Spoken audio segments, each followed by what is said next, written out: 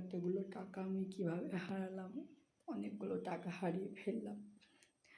তো খুব কষ্ট হচ্ছে আমার, এতগুলো টাকা হারিয়ে ফেলে আমি কিভাবে করতে, এতটা ভুল আমি কিভাবে করলাম, এতটা ভুল যে নিজের টাকা নিজে গুছিয়ে রাখতে পারি না। তোমাদের দাদা খুব বকলো আমাকে প্রথম দিকে। তো বন্ধুরা, আমি দেখো সকালবেলায় ভিডিও শুরু করে দিয়েছি।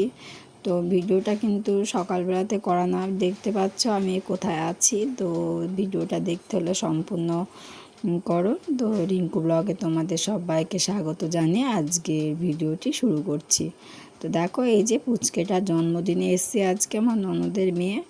তো ওই জন্য তোমাদের সাথে একটু শেয়ার না করলে ভালো লাগে বলো, তো ওই জন্য তোমাদের সাথে একটু শেয়ার করলাম।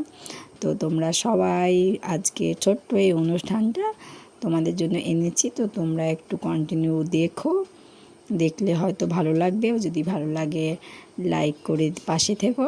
তো চলো ভিডিওটা সম্পূর্ণ শুরু করা যাক।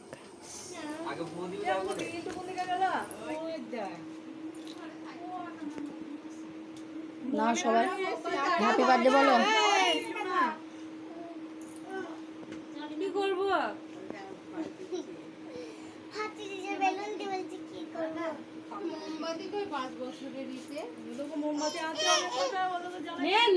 তা নাও ই করো, হ্যাপি বার্থডে বলো, সবাই একটু হাততালি দাও, ওদের একটু আমেজো না হলে ভালো লাগবে কি।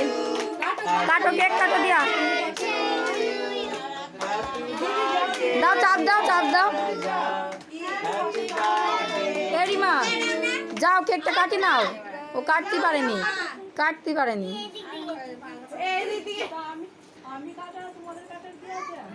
সোমা সামনে চলে না, বলো আর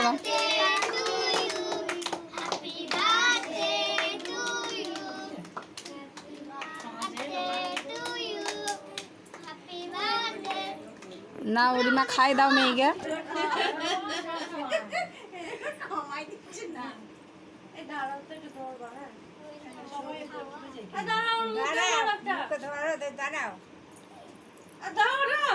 মুখে দিয়ে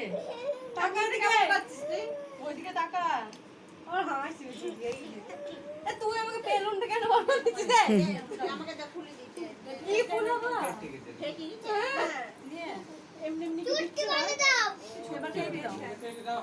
এই দিয়া এক পিস কেজি দাও, ঠামিকে তোমাকে বাবাকে সব খাই দেয় পিসিদের।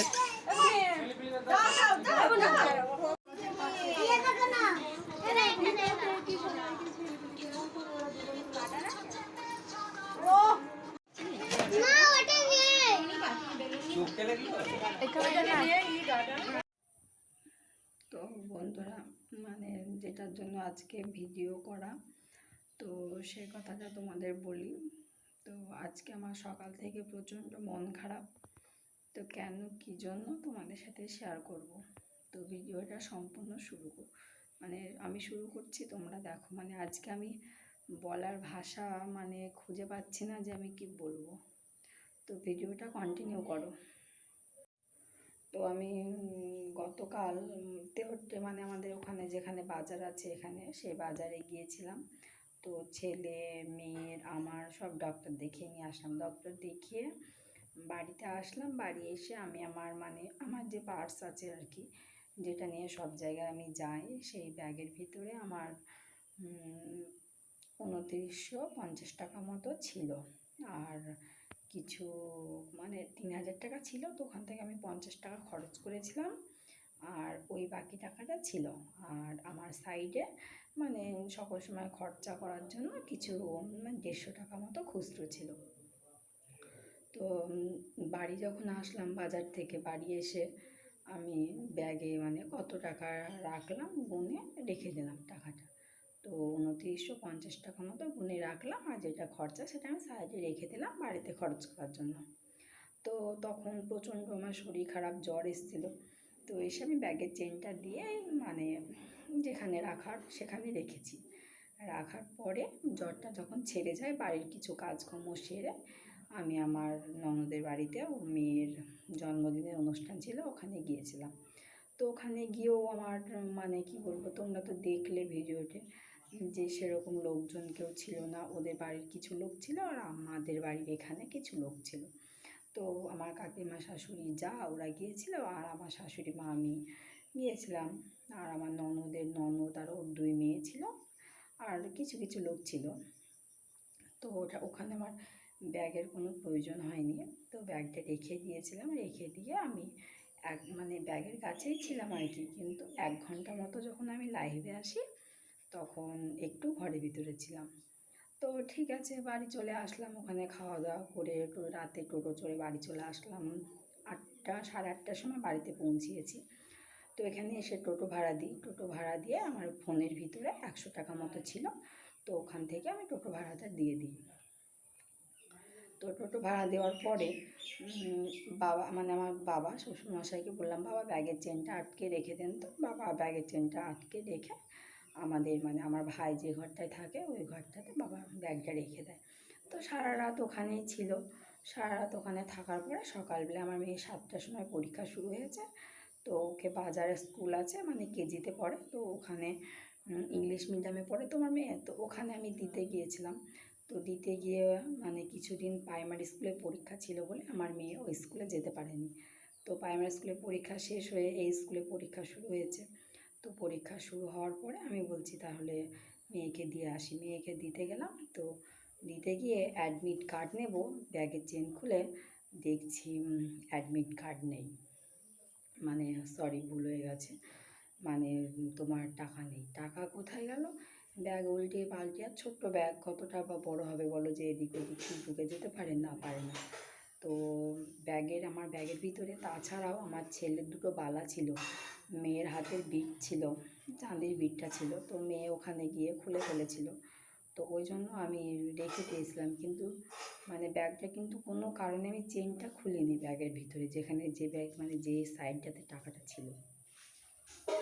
তো সেখান থেকে আমি স্কুলে তো মেয়ের ফিস দিতে পারলাম না। স্কুলে মানে 1 মাস হয়ে গেছিলো, তো মাইনে দিতে হতো, বা তোমার অ্যাডমিট কার্ড দেয়, তো টাকা দিতে হয় ওখানে, না হলে অ্যাডমিট কার্ড দেয় না। তো ওখানে 800 টাকা মাইনে নেয় আমার মেয়ের স্কুলে, প্রতি মাসে 800 টাকা, আর গাড়ির জন্য লাগে 400 টাকা, টোটালে 1200 টাকা দিতে হয়। তো ব্যাগ খুলে দেখছি আর টাকা নেই ব্যাগে। তো খুব আমি হয়রানি হয়ে গেছি, পুরো বরবাদ হয়ে গেছে, মানে ভিতরটা আমার মানে এত অশান্তি করছে যে আমি মানে হেমা কোথায় রাখলাম, কীভাবে কী হলো, মানে বুঝতেই পারছিলাম না যে আমার টাকাটা হারিয়ে গেল বা কেউ নিয়ে নিল, এই যে একটা ব্যাপার, এই ব্যাপারগুলো খুব ভয়ে ছিলাম। তো ফ্রেন্ড, টাকাটা হারিয়েছে ঠিক আছে, কিন্তু কী বলো তো, টাকাটা হয়তো যাদের মানে বেশি আছে আর কি, তাদের কাছে হয়তো কিছু না, হয়তো এমন কারোর কাছে হয়তো ভিডিওটা যাবে যে সে হয়তো বলবে বাবা কটা টাকা হারিয়েছে বলে বলছে, কিন্তু আমার কাছে অনেক টাকা। তো আমাদের সত্যি কথা বলতে কি, তোমার দাদাভাই এত কষ্ট করে সব কিছু ম্যানেজ করে, কোনো সময় আমাকে বা আমার ছেলে মেয়েকে বুঝতে দেয় না যে ও কীভাবে ম্যানেজ করে। কিন্তু টাকাটা ও আমাকে দিয়েছিল একটা দরকারি কাজে, মেয়ের স্কুলের মায়না, টিউশনের মায়না, ছেলের খাবার কেনা, সব কিছু। তো টাকাটা আমি হারিয়ে ফেললাম।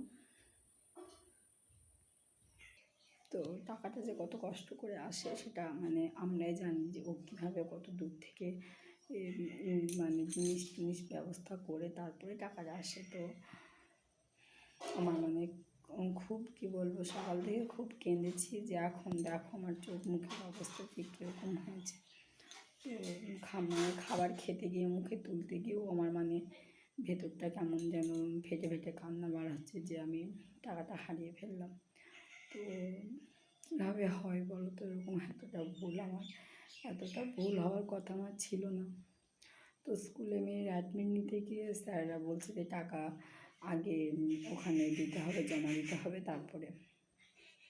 তো আমি ওখান থেকে চলে আসি, কোনো রকমের রেজিস্ট্রেশন নাম্বারটা নিয়েছি যে পরীক্ষায় মানে মেয়ের পরীক্ষাটা দেওয়ার মতো। তো বলেছিলাম যে স্যার আমি বিকেলে মানে স্কুল যখন ছুটি হবে সকালবেলাতে তখন এসে নিয়ে যাব। তো তখন আমি যেতে পারিনি, টাকাটা জোগাড় করতে পারিনি বলে।